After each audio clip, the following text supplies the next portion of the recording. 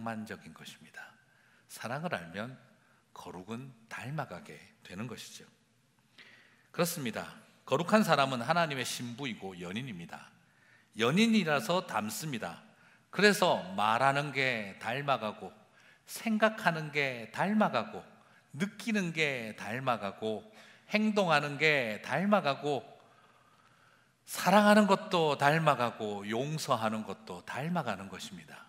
그럴 때 우리는 하나님과 닮아가는, 그래서 사랑이 우리를 닮아가게 하는구나. 그래서 불현듯 어느 날 내가 주님을 닮아 있다라고 느끼게 하는 것이죠.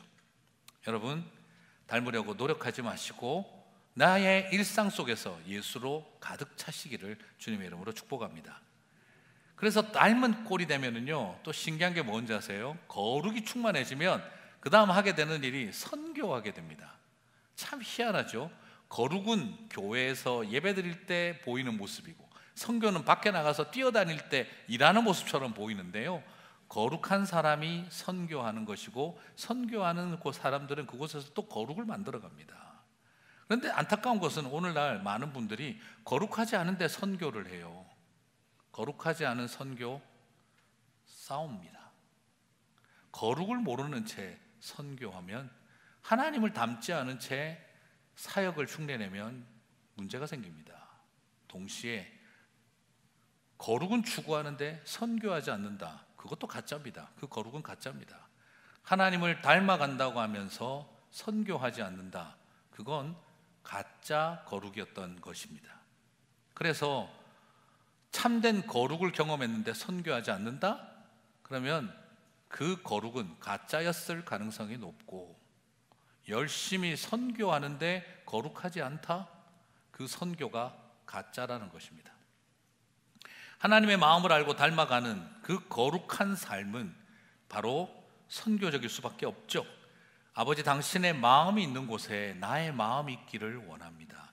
아버지, 당신의 눈물이 고인 곳에 내 눈물이 고이기를 원합니다. 당신이 바라보는 영혼에게 나의 두 눈이 향하기를 원합니다. 아버지, 당신이 울고 있는 어두운 땅에 나의 두 발이 향하기를 원합니다. 나의 마음이 아버지의 마음을 알아 내 모든 뜻, 아버지의 뜻이 될 수 있기를, 나의 온몸이 아버지의 마음을 알아 나의 모든 삶, 당신의 삶 되기를. 그러므로 거룩은 선교로 이어질 수밖에 없습니다. 거룩한 사람들이 선교하고, 선교하는 곳에 거룩이 임하는 것입니다. 이 놀라운 역사가 일어나는 것이죠. 그런데 아차 하는 순간 거룩 없는 선교, 선교 없는 거룩에 빠진다면 거룩도 가짜요, 선교도 가짜입니다. 오히려 주님을 함부로 하나님 닮겠다고 하나님 흉내 내기 시작하면은요, 하나님 흉내 내려고 들기 시작하면 재림 예수되고 교주되고 이만이 되는 것입니다. 그리스도는 그리스도인데 적그리스도의 길을 가게 되는 것입니다. 하나님처럼 되겠다라고 들면 아담 꼴 납니다. 하나님 되겠다고 들면 아담 꼴 납니다. 그러나 하나님 사랑하고 연인이 되면 하나님의 닮은 꼴, 형상을 회복하게 되는 것입니다. 그리스도가 되겠다고 들면 666 됩니다. 그러나 그리스도의 신부된 삶으로 살아가다 보면 우리는 거룩과 선교와의 거룩의 자리에 서 있는 것을 보게 되어지는 것입니다. 여러분, 하나님 닮으려고 노력하면 바리새인 될 것이고, 하나님 흉내내기 시작하면 아담 꼴 날 것이고, 그러나 하나님을 사랑하면 주님의 닮은 꼴 되실 줄 믿습니다. 그 길을 가는 저와 여러분 되시기를 주님의 이름으로 축복합니다. 그리고 두 번째로 오늘 베드로는 우리에게 하나님의 닮은 꼴이 어떤 것인지, 두 번째로는 바로 죽으시고 부활하신 예수님처럼 거듭난 삶을 살게 된다라고 말하고 있습니다. 우리가 어떻게 하면 예수님의 닮은 꼴이 될 수 있을까요? 그것은 바로 십자가에서 죽고 무덤을 이기고 부활하는 삶, 바로 거듭난 삶, 그것이 바로 우리가 예수님을 닮았다라고 말할 수 있는 모습이라는 거예요. 여러분, 우리도 주와 함께 죽고 주와 함께 다시 산다라고 말할 때 그걸 뭐라고 말할 수 있는 겁니까? 주님을 닮아 있네라고 말할 수 있다는 겁니다. 바로 born again의 삶을 살아가는 게, 그것이 바로 crucifixion 그리고 resurrection, 부활의 삶과 십자가에서 죽는 삶을 다 닮아내는 삶인 것이죠. 베드로전서 1장 21절을 보고 1장 23절을 봅니다. 너희는 그를 죽은 자 가운데서 살리시고 영광을 주신 하나님을 그리스도로 말미암아 믿나니. 그렇죠? 예수님이 어떤 분이십니까? 그리고 하나님은 무슨 일을 하셨습니까? 죽은 자 가운데서 죽고 다시 사신. 베드로전서 1장 23절은 또 말합니다. 같이 읽겠습니다. 너희가 거듭난 것은 썩어질 씨로 된 것이 아니요 썩지 아니할 씨로 된 것이니 살아있고 항상 있는 하나님의 말씀으로 되었느니라. 자, 예수 그리스도께서 다 죽으시고 다시 사신 것처럼 이제는 그 일이 누구에게 일어납니까? 저와 여러분에게 일어나는 것입니다. 그걸 뭐라고 말합니까? 거듭남, born again으로 설명을 하고 있습니다. 무슨 말이죠? 주와 함께 죽고 주와 함께 다시 살았다 이 말입니다. 그래서 저와 여러분은 새 생명을 born again 하면서 새 생명을 얻게 되었다 이 말인 것이죠. 닮은 꼴이 된다는 것은 뭘 말하느냐? 주와 함께 죽고 주와 함께 다시 산 사람들이 되어야 한다 이 말인 것입니다. 목사님, 우리 뭐 다 대충 교회 다니고 예수 믿고 다 하는데요? 그럴 것 같습니다. 예수님과 함께 나는 죽었고 예수님과 함께 다시 살았다 생각하시지만 많은 분들이 제대로 안 죽고 제대로 안 살았어요. 죄 가운데 죄는 안 죽고 죄가 부활을 해요. 상처는 못 죽이고 다시 부활시켜요. 제대로 안 죽고 제대로 살면 뭐가 된다고요? 좀비입니다. 네. 교회에 많은 좀비들이 모여 있습니다. 어설프게 죽어서 어설프게 산 사람들이 여전히 죄와 상처를 붙들고 살아가고 있는 거죠. 이것이 오늘 우리의 모습이 아니겠나 싶습니다. 죄가 죽었다. 정말 죽었을까요? 우리의 죄가 정말 죽었을까요? 많은 경우에 내가 지은 죄는 죽었습니다. 그런데 남들이 나한테 지은 죄는 못 죽입니다. 안 죽입니다. 내가 하나님 앞에 지은 죄, 내가 다른 사람한테 지은 죄는 주와 함께 죽습니다. 그런데 남이 나한테 지은 죄는 주와 함께 못 죽고 안 죽습니다. 내가 남에게 준 상처는 보혈의 피로 씻어 주시기를 원합니다. 그런데 남이 나에게 준 상처는 보혈의 피로 절대 씻으시면 안 됩니다. 어느 틈에 우리는 십자가에서 죄와 상처를 못 받고 보혈로 씻었다라고 하지만 내가 지은 죄는 못 박아 죽였으나 남이 지은 죄는 못 박습니다. 한국말이 참 재밌는 표현이죠. 내가 지은 죄는 못 박았으나 남이 지은 죄는 못 박습니다. 안 박습니다. 내가 준 상처는 보혈로 씻어 주셔야 하지만 남이 준 상처는 절대 씻어내지 않습니다. 그리고 우리는 십자가에서 죽었다라고 말합니다. 나에게 유익하고 필요한 것만 죽었을 뿐입니다. 그래서 십자가에서 죽었지만 여전히 타인들의 죄와 타인들이 준 상처는 하나도 죽지 않고 살아있는 것을 발견하게 됩니다. 사랑하는 성도 여러분, 상처가 죽어야, 미움이 죽어야, 원수된 마음이 죽어야, 내 욕망이 죽어야 합니다. 그리고 자기 의가 죽어야 합니다. 내가 마음만 먹으면 너 하나 매장시키는 건 일도 아니야 라고 생각하지만 사실은 나를 무덤에 매장하도록 마음을 먹어야 하는 일이 더 중요하다라는 것이죠. 그 길을 걸어가서 십자가에서 온전히 죽을 때 저와 여러분은 십자가에서 죽으신 크루시피케이션에 닮은 꼴이 될 수 있습니다. 아니면 죄송합니다, 좀비입니다. 그리고 또한 기억해 주십시오. 예수님의 십자가는, 예수님의 관점에서 예수님을 닮아간다면 예수님의 십자가는 뭘까요?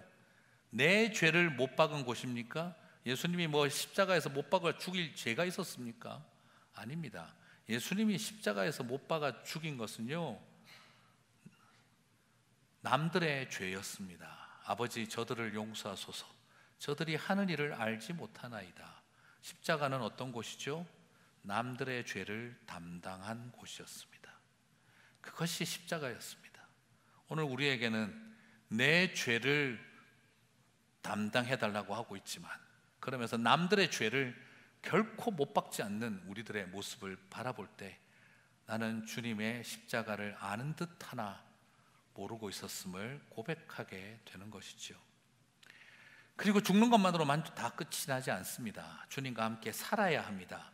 새 생명을 안고 죄와 상처의 굴레를 벗고 다시 일어서야 합니다. 언제까지 그 실패와 죄와 상처의 늪에, 그 원망과 낙심의 늪에 빠져서 그 무덤 속에 좌절하 있겠습니까? 가끔씩 그런 분들이 있습니다. 이건 운명적이야, 내비둬, 이래 살다 죽을래, 내버려둬, 이렇게 살다 죽을래, 이게 내 운명이고 내 삶이야. 저는 부탁드리고 싶어요. 운명적인 고백은 그렇게 하는 게 아닙니다. 내버려둬, 이렇게 살다 죽을래 하는 것이 아니라 주님과 함께 죽고 다시 살아야지요. 그게 우리에게 주어진 성도의 운명 아닙니까? 내버려둬, 이렇게 살다 죽을래 하는 것을 위해서 저와 여러분은 부르심을 받은 사람들이 아니라 주와 함께 죽고 그래도 다시 살라고 부름받은 존재들이 저와 여러분의 부르심인 줄 믿습니다. 그냥 이대로 죽게 해달라고 저와 여러분은 이 땅에 온 것이 아니라 그래도 다시 살라고 불러낸 존재들이다라는 것입니다. 여러분, 무덤 같은 실패와 좌절, 부끄럽고 수치스럽고 자존심 상하고 나 자신의 존재 가치를 찾을 수 없는 무덤 같은 곳에서 다시 살아내시기 바랍니다. 우리 주님이 부활하셨습니다. 부활에 닮은 꼴이 되는 저와 여러분이 되시기를 주님의 이름으로 축복합니다. 내가 한다고 할 수 있는 것 아닙니다. 그것은 하나님의 말씀으로 되었기 때문입니다. 베드로전서 1장 23절, 너희가 거듭난 것은, 같이 읽겠습니다. 썩어질 씨로 된 것이 아니요 썩지 아니할 씨로 된 것이니 살아있고 항상 있는 하나님의 말씀으로 되었느니라. 이것이 복음이니라 라고 24절 또 말씀합니다. 여러분 기억하십시오. 복음을 닮아내십시오. 죽고 부활하는 복음의 삶, 저와 여러분을 십자가에서 죽고 부활의 거듭남의 생명을 누릴 수 있게 만드는 것은 내 의지와 결단이 아니라 하나님의 복음이 저와 여러분을 그렇게 만들어 주신다는 것입니다. 나를 믿지 마시고 나를 다시 살리시는 하나님의 마르지 않고 꺼지지 않고 시들지 않는 복음의 말씀을 믿는 저와 여러분이 되시기를 주님의 이름으로 축복합니다. 이것이 주님을 닮은 꼴이 되는 길입니다. 베드로는 세 번째로 하나님의 형상대로 닮은 꼴이 되는 세 번째 모습은 거짓없는 사랑, 뜨거운 사랑으로 불타게 된다. 그것이 하나님을 닮은 꼴의 삶이다 라고 말하고 있습니다. 저는 정말 그래요. 사도 바울은 저에게 선생이고 베드로는 정말 형님이십니다. 이런 따뜻한 가슴을 가진 형님, 저는 정말 나중에 천국 가면 바울 만나면 쌤 이럴 것 같은데 베드로 만나면 아유 형님 너무 사랑합니다. 저는 그럴 것 같아요. 인간적으로 나는 베드로 너무 좋아요. 누가 무식하다고 했는지 정말 저는 용서가 안 됩니다. 베드로서를 읽고 있으면 정말 이 가슴 속에 있는 아픔과 고통 속에서 그가 붙들어내는 그 하트가 느껴집니다. 거짓없이 사랑하자, 뜨겁게 사랑하자. 너희가 진리를 순종함으로, 베드로전서 1장 22절, 너희 영혼을 깨끗하게 하여 거룩하게 하여겠죠. 거짓이 없이 형제를 사랑하기에 이르렀으니 마음으로 뜨겁게 서로 사랑하라. 참 좋습니다. 이 거짓이 없이 형제를 사랑한다, 이 표현이 헬라어 원어로는 필라델피아예요. 필라델피아에 가면 형제 사랑이 없고 범죄 사랑, 마약 사랑, 총기 사랑이 넘칩니다. 참 안타까운데 필라델피아에 가도 필라델피아가 없어요. 네. 정말 필라델피아, 그 형제를 사랑하는 필라델피아. 근데 사도 베드로가 거짓 없이라는 표현이 뭐냐 그러면은 배우 경험이 부족한, 원어적인 뜻이 배우 경험이 부족한, 발연기하는 네. 그리고 쇼가 안 되는 뭐 이런 거예요. 네. 이게 원어적인 의미는 연기가 안 되는 뭐 이런 뜻입니다. 그러니까 연기 못하는 이 말인 거죠. 형제를 사랑하는데 쇼하지 말고 연기하지 마라 이 말이죠. 이런 표현을 쓴 이유가 뭐겠습니까? 초대 교회도 베드로 보기에 아이고 쇼하는 사랑이 꽤 있더라는 거죠. 여러분, 제가 이렇게 가끔씩 뉴스 같은 거 보다 보면 참 재미난 것 중에 하나가, 한국에서 청문회 같은 거 하거나 뭐 무슨 위원회 이런 거 열리면은요, 꼭 보면은 진짜 맨날 나와요. 존경하는 동료 의원 여러분. 볼 때마다 우습습니다. 존경도 안 하면서 동료같이 생각도 안 하는 것들이 막 이 생각부터 먼저 나요. 근데 항상 안 빠지고 나오는 말이 친애하는 동료 의원 여러분, 존경하는 동료 의원 여러분. 정말 처음부터 끝까지 거짓말이죠. 언제 저 사람들이 한번 존경할까? 서로 동료라고 생각할까? 그런 생각이 들 정도인데, 혹시 우리도 교회에서 그러고 있는 건 아닐까요? 우리도 가짜 연기하는 형제 사랑, 그죠? 형제 사랑을 하고 있는 게 아니라 연기력이 뛰어난, 그냥 교회 오기 전에 거울 쳐다보면서 거룩할지어다 웃을지어다 목소리, 중저음에 공명 있는 목소리, 그리고 와서 할렐루야 성도 여러분 너무너무 좋습니다, 목사님 오늘 넥타이 색깔 너무 좋아요, 할렐루야 막 그러와가지고 우리 교회 그냥 꼴 보기 싫은 인간들 한둘이 아니야 막 그렇게 하는 우리의 그런 어쩌면 그죠 모습이 있을 수 있는. 베드로도 비슷한 경험 많이 했던 거죠. 베드로가 진짜 열정적이고 예수님을 정말 사랑한 건 사실인데, 그거 아니 계집종 앞에서 3번 부인했다는 거. 예수님도 모른다 그랬대 그 인간이. 그래 놓고 나서 베드로를 딱 만나면, 예수님의 수제자요 베드로요, 우리 교회의 리더요, 우리가 존경하는 베드로 사도님, 내가 그대를 배웁나이다. 돌아와서 3번 부인했다. 3번. 그러는 모습들, 어쩌면 우리가 겪었던 많은 우리의 이야기들. 그래서 베드로가 부탁을 하고 있죠. 거짓 없이 형제를 사랑하기에 이르렀고 뜨겁게 가슴으로 열렬히 사랑하게 되었어야 주님의 닮은 꼴이다 하는 거죠. 그 전제가 보면 진리를 순종하여 영혼을 깨끗하게 하여. 거룩은 결국 우리를 어디로 이끌어가는 것입니까? 거짓 없는 뜨거운 사랑으로 이끌어갑니다. 거짓은 교회 안에 혼자서 아주 훌륭한 수염 기르고 머리 기르고 하얀 옷 입은 도사 같은 모습으로 우리를 만드는 게 아니라, 형제와 자매를 향한 사랑꾼으로 우리를 거룩은 만들어가는 것입니다. 그래서 또 이거 보시고 또 이상한 방향으로 적용하지 마세요. 나는 순수하게 미워할 거야, 나는 위선 떨지 않고 순수하게 혐오할 거야, 나는 너 싫어 이러고 고개 싹 돌리고 그냥 무시하고 짓밟고 갈 거야. 나는 순수해, 위선적이지 않아. 내 미움과 혐오는 순수합니다. 여러분, 이건 순수가 아니라 순수에 대한 모독입니다.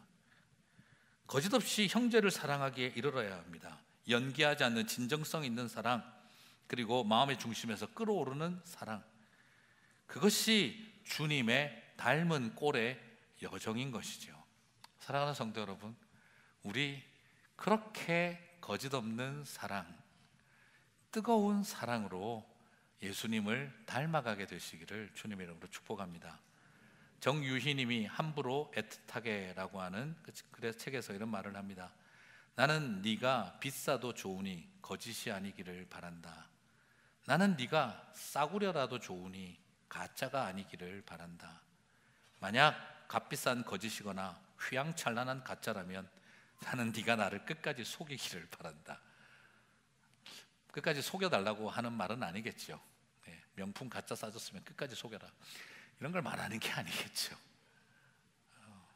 오히려 이것은 뭘 말하는 거겠습니까? 비싸든 싸든 가짜만 아니면 된다.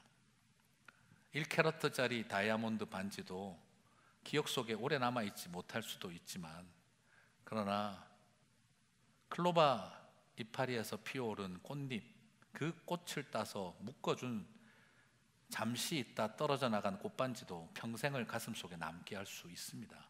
그게 가짜가 아니고 진실이라면 말이죠. 오늘 저와 여러분에게 주고 계시는 하나님의 마음은 그것 아니겠습니까? 참된 사랑으로 불타오릅시다. 그것이 주님을 닮아가는 닮은 꼴의 길이다라는 것이죠. 아시다시피 베드로전서는요, 가장 무서운 핍박의 시대에 기록되었습니다. 거룩, 복음, 십자가에서의 부활의 거듭남의 길, 뜨거운 사랑의 길, 이런 달달한 이야기 할 만한 그런 상황이 아니었습니다.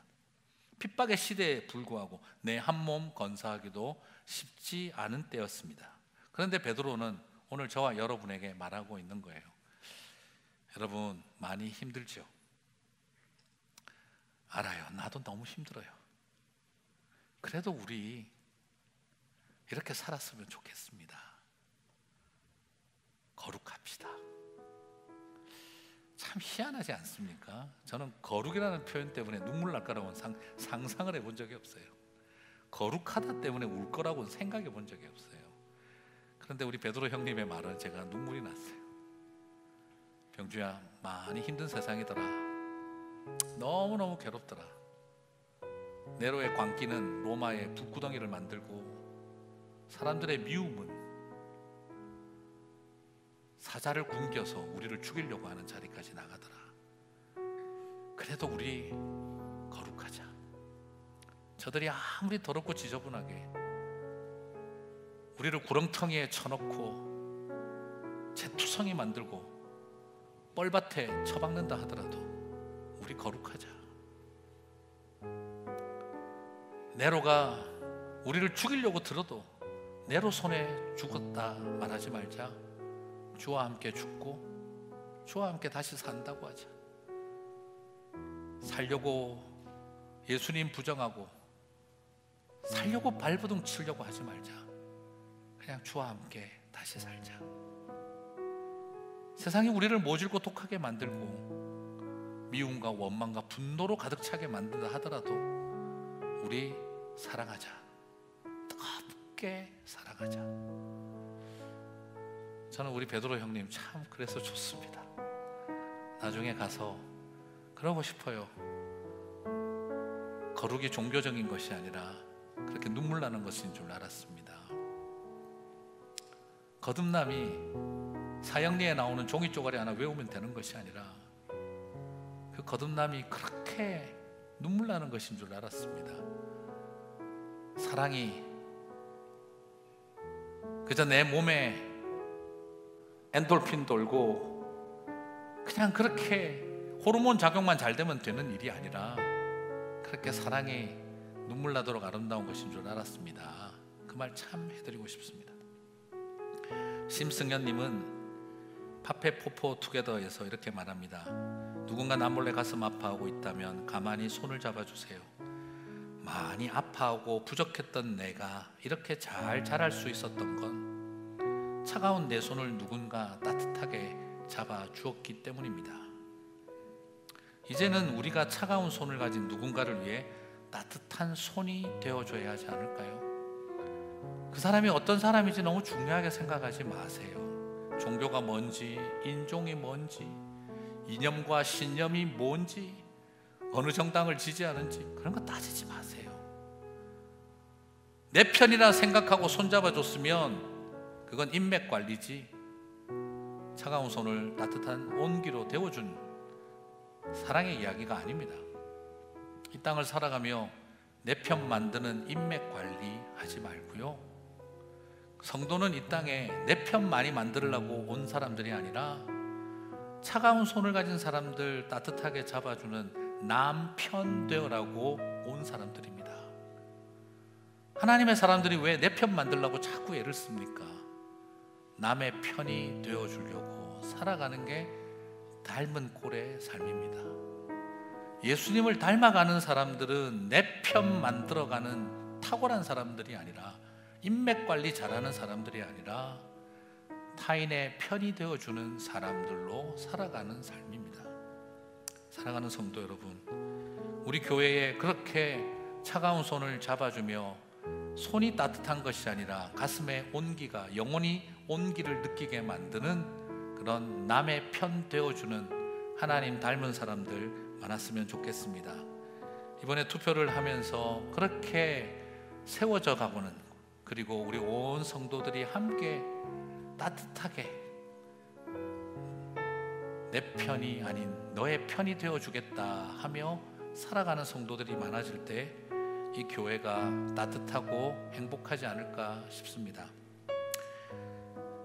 가벼운 종이에도 여러분 손을 베입니다.